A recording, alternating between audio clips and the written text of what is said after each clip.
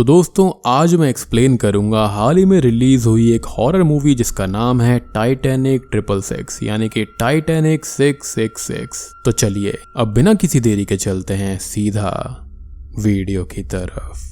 Movie की starting में हम देखते हैं ओरिजिनल टाइटैनिक शिप को जो कि डूब रही थी और उस पर लोग यहाँ वहाँ अपनी जान बचाने के लिए भाग रहे होते हैं। उस शिप पर एक लड़की भी थी जिसका नाम एलिजाबेथ होता है और वो अपने लवर चार्ल्स को ढूंढ रही थी। सभी लोग पानी में डूब जाते हैं और टाइटैनिक भी पानी में समा गया था और एलिजाबेथ लाइफ बोट की हेल्प से बच गई थी और वो चार्ल्स को ढूंढ रही होती है जो कि उसके सामने एक दूसरी बोट पर उसको दिखाई देता है, लेकिन जल्दी ही पानी में डूब जाता है। एलिजाबेथ चार्ल्स की डेथ से काफी दुखी होकर रोने लगती है, लेकिन तभी उसके पास में स्विम करते हुए चार्ल्स आ जाता है जो कि कुछ और नहीं बल्कि चार्ल्स का भूत था और वो एलिजाबेथ को भी पानी में डुबाकर मार देता है और सीन यहाँ पर शिफ्ट हो जाता है। अब प्रेजेंट टाइम में हम देखते हैं एक बहुत बड़ी शिप को जिसका नाम है टाइटैनिक 3 और ये ओरिजिनल टाइटैनिक के लगभग 110 साल बाद सेल के लिए निकलने वाली थी और ये शिप कुछ समय के लिए उस डिजास्टर वाली जगह पर भी रुकने वाली थी जहाँ पर ओरिजिनल टाइटैनिक डूबा था, जहाँ पर 1500 से ज्यादा लोगों ने अपनी जान गंवाई थी। असल में ये शिप वहाँ पर इसलिए रुकना चाहती थी ताकि ये मरे हुए लोगों को ऑनर कर पाती।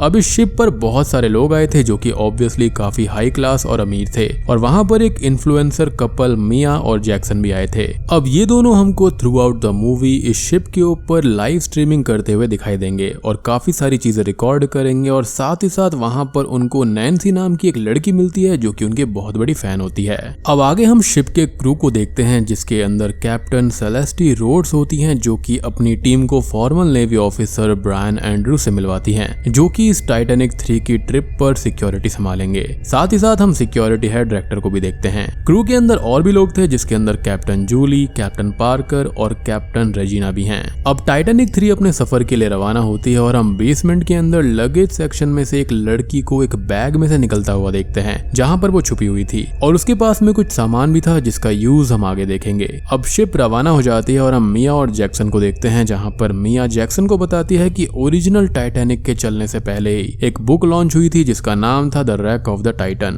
और ये टाइटन शिप के सिंक के बारे में 14 साल पहले ही थी और ये एक बहुत ही बड़ी कॉन्स्पिरेसी है जिसके बारे में लोग आज भी बात करते हैं। फिर हम देखते हैं उसी लड़की को जो कि छुपकर शिप पर आई थी और इसका नाम होता है एडिना। वो एक जगह से क्रू के कपड़े चुरा लेती है और आर्टिफैक्ट के रूम में चली जाती है जहाँ पर रखा हुआ सामान वो देखती है। अब तभी वहाँ पर उन सब चीजों का ओनर आ जाता है जिनका नाम होता है प्रोफेसर हैल कॉकरन और वो एडिना पर गुस्सा करते हैं सामान छूने को लेकर। वो बताते हैं कि ये सब सामान ओरिजिनल टाइटैनिक के डूबने वाली जगह से लिया गया था और जो बचे हुए लोग थे उस हादसे में उन लोगों ने अपनी उस टाइम की चीज को भी डोनेट किया है। एडिना ये बोलती है कि ये सामान तो वहां पर मारे गए लोगों का है तो इस पर किसी का भी हक नहीं है, जिस पर कॉकरन ये बोलते हैं कि वो इन सब चीजों को प्रिजर्व करके उनकी मेमोरीज को जिंदा रखते हैं, जिसके साथ ही उन दोनों की बहस होने लगती है और एडिना टाइटैनिक के मलबे से मिले हुए एक हेयर पिन को चुराकर वहां से चली जाती है। अब हम देखते हैं मिया और जैक्सन को जो कि शिप में यहाँ वहां पर घूम रहे थे और उन्हें ब्रायन मिलता है जो कि उनसे थोड़ी बहुत बात करके वहां से चला जाता है। साथ ही साथ ब्रायन उनको ये भी बताता है कि ये शिप कुछ ही घंटों में ओरिजिनल टाइटैनिक के डूबने वाली जगह पर पहुंच जाएगी। अब अगले सीन में हम ये देखते हैं कि कॉकरन एक पैसेंजर को अपने आर्टिफैक्ट्स के बारे में बता रहा था और साथ ही साथ अपनी रिंग को भी दिखाता है जो कि ओरिजिनल टाइटैनिक के कैप्टन एडवर्ड स्मिथ की वेडिंग रिंग थी और ये रिंग भी उनके साथ ही डूब गई थी। वो पैसेंजर उस रिंग को खरीदने की बात करता है लेकिन कॉकरन उसे बेचने से मना कर देता है और दूसरा सामान देने की बात करता है जिस पर वो पैसेंजर मान जाता है। अब हम देखते हैं एडिना को जो कि बेसमेंट के अंदर थी और अपना सामान निकालती है जहां पर ये सामान कुछ और नहीं बल्कि ब्लैक मैजिक का सामान था और एडिना अब कोई ब्लैक मैजिक का रिचुअल करने लगती है कुछ चैंटिंग करते हुए। वो कुछ सामान भी यूज करती है ओरिजिनल टाइटैनिक से जुड़े हुए लोगों का जिसके अंदर कैप्टन एडवर्ड स्मिथ की फोटो भी थी और बाकी के कुछ लोगों का सामान था। दूसरी ओर पूरी शिप पर तैयारी चल रही थी कि सभी लोग ऑनर मेमोरी के लिए तैयार हो रहे थे। एडिना अपना रिचुअल कर ही रही थी और तभी यहाँ वहाँ घूमते हुए मिया और जैक्सन वहाँ पर आ जाते हैं और उसको छुपकर देखने लगते हैं। एडिना अपना रिचुअल करती जाती है जिसके अंदर वो चुराई हुई हेयर पिन से अपने हाथ पर एक कट लगाती है और ब्लड से उस रिचुअल को पावर करती है। मिया और जैक्सन को कुछ भी समझ में नहीं आता और नैन्सी भी वहाँ पर आ गई थी और वो लोग एडिना से डर कर वहाँ से भाग जाते हैं। अब बाहर आने पर मिया और जैक्सन हैल कॉकरन से मिलते हैं जिससे उनकी पहले भी बहस हो गई थी और इस बार भी उन लोगों का झगड़ा हो जाता है, लेकिन मिया कॉकरन को वहां से दूर भेजकर जैक्सन को शांत करती है। अब शिप के सारे लोग सेरेमनी के लिए वहां पर आ जाते हैं और शिप वहां पर पहुंच चुकी थी जहां पर टाइटैनिक डूबा था, यानी कि ओरिजिनल टाइटैनिक, और शिप वहां पर रोका जाता है। अब जिन लोगों का इस हादसे के अंदर निधन हो गया था तो यहाँ पर सभी लोग उनके लिए 2 मिनट का साइलेंस करते हैं और इधर इडीना का रिचुअल भी कंप्लीट हो जाता है और टाइटैनिक पर मारे गए लोगों की स्पिरिट सब जिंदा हो चुकी थी जो कि इस टाइटैनिक 3 को हॉन्ट करने वाली थी। इडीना के पास में कैप्टन एडवर्ड स्मिथ का गोस्ट आता है जो कि कोई और नहीं बल्कि इडीना के ग्रेट ग्रैंडफादर थे और अब वो अपनी पावर्स इकट्ठा करके खुद को अनलीश करते हैं। मिया और जैक्सन जो कि शिप पर घूम रहे थे वो लोग एक जगह पर जाते हैं जहां पर एक गोस्ट वायलिन बजा रहा था। वो दोनों डांस करने का डिसाइड करते हैं और अपने फोन को रिकॉर्डिंग पर रखकर डांसिंग करने लगते हैं, लेकिन तभी वो गोस्ट अपने वायलिन से एक बहुत ही खराब धुन निकालता है जिससे कि पूरी शिप के लोग परेशान हो जाते हैं। मिया और जैक्सन को इससे काफी तकलीफ होती है और तभी एक गोस्ट जैक्सन को फॉग में कहीं खींच कर ले जाता है। मिया जैक्सन को यहाँ वहां ढूंढने लगती है और कॉकरन वहां पर आता है जिसे मिया जैक्सन के मिसिंग होने के बारे में बताती है और वो मिया को संभाल कर शिप के अंदर ले जाने लगता है, लेकिन मिया अपना फोन लेने वापस जाती है और कॉकरन वहां से चला जाता है। अब प्रोफेसर कॉकरन के जाने के बाद में मिया के पास वही वायलिन वाला गोस्ट आता है और वो मिया को जान से मार देता है। अब दूसरी ओर शिप के कंट्रोल पैनल पर कुछ प्रॉब्लम होने लगती है और वो अपने आप ही चलने लगता है, जिसके बाद में रोड्स पार्कर को रिबूट और अपडेट करने का सुझाव देती हैं और तभी रोड्स को मिया की डेथ के बारे में पता चलता है। रोड्स अब मिया की डेड बॉडी के पास में आती है और उसको चेक करने के बाद में वहां पर पड़े हुए मिया के फोन को हेक्टर को दे देती है। वो उससे ये कहती है कि वो उस फोन को हैक करे, उसके अंदर से कुछ क्लू निकाले और ब्रायन के साथ जैक्सन को ढूंढने के लिए वो निकल जाती है। इधर हम देखते हैं शिप के इंजीनियर को जिसके पास में एक इंजीनियर का गोस्ट आता है और उसको जान से मार डालता है। बेसिकली ये सारे के सारे गोस्ट जो होते हैं वो अपनी अपनी पोजीशंस ले रहे थे। कुछ ही देर के बाद में हेक्टर मिया के फोन को हैक कर चुका था और वो रोड्स को उसकी लास्ट रिकॉर्डिंग दिखाता है जिसके अंदर जैक्सन अपने आप ही गायब हो गया था और मिया के पास लास्ट आदमी उसकी मौत से पहले कॉकरन आया था।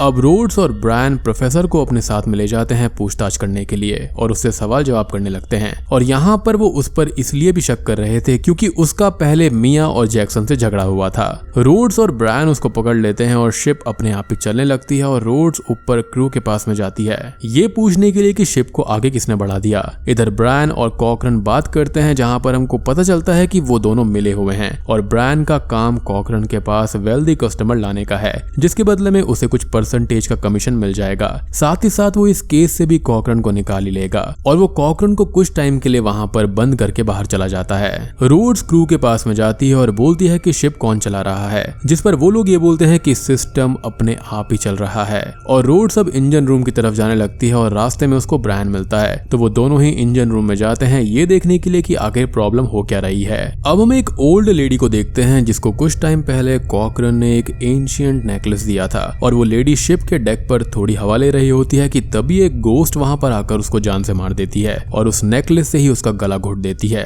रोड्स इंजन रूम में जाती है जहां पर उसको इंजीनियर की डेड बॉडी मिलती है जिससे वो परेशान हो जाती है और वो हेक्टर को बुलाती है और वो देखती है कि इंजन गर्म हो रहे हैं और उनका प्रेशर बढ़ रहा होता है और वो खुद ही उन्हें ठीक करने लगती है, लेकिन तभी वहां पर एक ब्लास्ट हो जाता है जिससे कि एक इंजन खराब हो जाता है, लेकिन ब्रायन ने रोड्स को बचा लिया था। अब हेक्टर भी वहां पर आ जाता है और रोड्स उसे इंजीनियर की डेथ के बारे में बताती है और बोलती है कि बाकी के इंजीनियर्स भी मिसिंग हैं। वो अब कंट्रोल रूम में जाती है और पार्कर से कोस्ट गार्ड को कांटेक्ट करने का बोलती है और कांटेक्ट होने पर वो कोस्ट गार्ड को शिप की प्रॉब्लम के बारे में बताती है और साथ ही साथ हेल्प भिजवाने का बोलती है। अब कोस्ट गार्ड टाइटैनिक 3 के पास में कुछ शिप भेज देता है जिसको आने में कुछ घंटे लगने वाले थे। अब हम देखते हैं कॉकरन को जिसको अपने कैबिन के अंदर पानी आता हुआ दिखाई देता है जिससे वो काफी परेशान था और फिर तभी वहां पर एक गोस्ट आकर उसको हॉन्ट करने लगता है जिससे कि कॉकरन बहुत ही ज्यादा डर जाता है। अब दूसरी तरफ रोड्स के पास में नैन्सी आती है जो कि मिया और जैक्सन की फैन थी। वो ये बोलती है कि मिया को एक भूत ने मारा है जिसे वो उनकी लाइव स्ट्रीमिंग में देख पा रही है, लेकिन रोड्स उसकी बातों को ज्यादा सीरियस नहीं लेती और ब्रायन उसको बाहर ले जाता है। ब्रायन अब कॉकरन के पास में आता है जहां पर वो काफी ज्यादा डरा हुआ था और जमीन पर पड़े हुए बड़बड़ा रहा था तो ब्रायन उसे रोड्स के पास में ले जाता है। कॉकरन बोलता है कि एक लाश ने उसके ऊपर हमला किया था और वो रोड्स पर गुस्सा करता है कि ये शिप अब बिल्कुल भी सेफ नहीं है तो इस शिप को वापस न्यूयॉर्क ले जाया जाए ताकि सब अपने घर पर जा सके और बच पाएं। रोड्स को कुछ भी समझ में नहीं आता और वो कॉकरन को कैबिन में आराम करने के लिए भेज देती है। अब ब्रायन कॉकरन को लेकर उसके रूम में जा ही रहा होता है कि तभी उनको रास्ते में इडीना मिलती है जिसने ये पूरा का पूरा ब्लैक मैजिक किया था। कॉकरन यहाँ पर एडिना से पहले भी मिल चुका था और वो बोलता है कि इस शिप पर ये लड़की काम भी नहीं करती और कहीं ना कहीं यही सीरियल किलर है। ब्रायन अब एडिना से सवाल करता है जिस पर वो बोलती है कि कॉकरन ने सब कुछ किया है, उसी की वजह से ये सब कुछ हो रहा है। वो ये बोलती है कि उसने टाइटैनिक में मारे गए लोगों की कब्र तक नहीं छोड़ी और मरे हुए लोगों के सामान को बेचना शुरू कर दिया था। इनफैक्ट इस शिप के ऊपर भी उसने मरे हुए लोगों का सामान रखा हुआ है ताकि वो उसको बेच पाए और हम ये देख चुके हैं कि वो उन सामानों को बेच रहा था। एडिना ये कहती है कि उसने चीजों का बेटर होने का इंतजार किया लेकिन चीजें और भी ज्यादा बिगड़ती गई और उसको मरे हुए लोगों की आवाजें आती थी, नाइटमेयर्स आया करते थे। एडिना अपने बारे में बताती है कि कैप्टन एडवर्ड स्मिथ उसके ग्रेट ग्रैंडफादर थे और अब कॉकरन ने जो किया है उसको वो सब भुगतेंगे। अब वो सच जानकर बहुत ही ज्यादा डर जाता है और पूछता है कि इसे ठीक कैसे किया जा सकता है, जिस पर एडिना बोलती है कि वो अब कभी भी ठीक नहीं कर पाएगा क्योंकि वो सब मरने वाले हैं। ब्रायन एडिना को लेकर एक सेल में जाता है और उसको वहां पर बंद करने लगता है, लेकिन तभी वहां पर कैप्टन एडवर्ड का भूत आता है और एडिना उसको अपनी बॉडी दे देती है। अब एडिना जो कि पजेस हो गई थी वो ब्रायन और उसके साथी को घायल करके वहां से बाहर चली जाती है। दूसरी ओर कॉकरन को एक ऑफिसर अपने साथ में ले जा रहा था लेकिन रास्ते में उनको एक गोस्ट दिखाई देता है जिसको देखकर कॉकरन छुप जाता है और वो गोस्ट उस ऑफिसर को जान से मार डालता है। दूसरी तरफ प्रोफेसर कॉकरन अब अपने कैबिन में जाकर खुद को संभालता है लेकिन उसको भी एक गोस्ट हॉन्ट करती है जिससे उसकी हालत और भी ज्यादा खराब हो जाती है। इधर ब्रायन अपने साथी ऑफिसर को संभाल कर बाहर हेल्प लेने जाता है और उसके साथी ऑफिसर को एक गोस्ट जान से मार देती है। एडिना अब कंट्रोल रूम में जाती है और रोड्स उसे अंदर आने से रोकती है लेकिन एडिना यहाँ पर पजेस हो गई थी तो वो सबको बिना छुए ही हर्ट करती है और वो खुद शिप को चलाने लगती है। रोड्स या फिर कोई और उसको रोक नहीं सकता और एडिना शिप को एक आइसबर्ग के पास में ले जाने लगती है। रोड्स उसको काफी समझाने की कोशिश करती है कि वो ऐसा ना करे क्योंकि इससे सभी लोग मारे जाएंगे और रोड्स समझ गई थी कि एडिना पोजेशन में है तो वो बोलती है कि इस शिप पर सबको मार देने से पहले टाइटैनिक पर मरे हुए लोग कभी वापस नहीं आएंगे। एडिना शिप को आइसबर्ग के नजदीक ले जाती है और रोड्स बोलती है कि जिस किसी ने भी एडिना को पजेस किया है इस शिप पर सबको मार देने से वो एडिना को भी मार डालेगा और एडिना ही इस शिप को रोक सकती है अपने आप को काबू कर। लेकिन एडिना अब शॉकिंगली खुद का ही गला काट कर अपनी जान दे देती है, यानी कि उसके ग्रेट ग्रैंडफादर ने अपने ही ब्लड लाइन के बच्चे को मार डाला जो कि काफी भयानक था। अब शिप यहाँ पर आइसबर्ग से टकरा गई थी और अब उसके अंदर तेजी से पानी भरने लगता है और पूरी शिप डूबने लगती है। पूरी शिप के अंदर भगदड़ मच जाती है और पूरा क्रू सबको बचाने की कोशिश में लग जाता है। कॉकरन रोड्स के पास जाता है और उससे बोलता है कि ये सब उसकी गलती है और वो सब कुछ ठीक करना चाहता है, जिस पर वो बोलती है कि कॉकरन अभी तो लोगों की मदद करे, उनको बचाए और वो ऐसा ही करने लगता है। शिप के अंदर पानी बहुत ही तेजी से भर रहा था और क्रू के लोग सभी लोगों को एक लाइफ बोट में बैठाने लगते हैं। ब्रायन नीचे कुछ सामान चोरी करने लगता है और एक गोस्ट उसको जान से मार देती है और कुछ ही देर के बाद में वो खुद गोस्ट बन जाता है और जूली को जान से मार देता है। शिप के लगभग सभी लोग लाइफ बोट पर आ गए थे और रोड्स अपने क्रू को भी लाइफ बोट पर भेज देती है। साथ ही साथ प्रोफेसर कॉकरन भी एक एक इंसान की हेल्प कर रहा था लाइफ बोट पर जाने के लिए। अब तभी प्रोफेसर अपने सामने कैप्टन एडवर्ड के भूत को देखता है और दूसरी ओर हम रोड्स को देख पाते हैं जो कि सबको बचाने के लिए बहुत मेहनत कर रही थी, लेकिन अनफॉर्चुनेटली ये टाइटैनिक भी पानी में समा जाता है। अब कुछ ही देर के बाद में एक बोट पर प्रोफेसर लेटा हुआ था जो कि बहुत ज्यादा जख्मी था और उसे रोड्स की आवाज आती है जिसे वो बोट के अंदर लेता है और उसकी जान बचाता है। अब प्रोफेसर ये बोलता है कि ये सब उसकी ही गलती थी, जिस पर रोड्स उससे ये कहती है कि प्रोफेसर ने लोगों की जान बचाने में काफी मदद करी है तो उसकी अब गलती माफ हो जाएगी। लेकिन तभी वहां पर प्रोफेसर कॉकरन की जान चली जाती है। अब रोड्स इस चीज से बहुत दुखी होती है लेकिन प्रोफेसर कॉकरन भूत में कन्वर्ट हो जाता है और यहाँ पर वो रोड्स को जान से मार देता है और बूम। इसी के साथ में ये मूवी यहीं पर खत्म हो जाती है। तो दोस्तों ये थी टाइटैनिक 666 मूवी की कहानी। उम्मीद करता हूँ कि आपको ये पसंद आई होगी। असल में इस मूवी के अंदर एडिना ने जो ब्लैक मैजिक किया था वो यहाँ पर थोड़ा सा गड़बड़ा गया, क्योंकि यहाँ पर जो मरे हुए लोगों की स्पिरिट्स आई थी ना वो मेरे ख्याल से डीमंस थे, तभी तो उन्होंने एडिना को भी जान से मार डाला। तो वीडियो पसंद आई हो तो लाइक कर देना, चैनल पर नए हैं तो सब्सक्राइब कर लीजिए। तो मैं आप सबको मिलता हूँ अगली वीडियो के साथ में, तब तक के लिए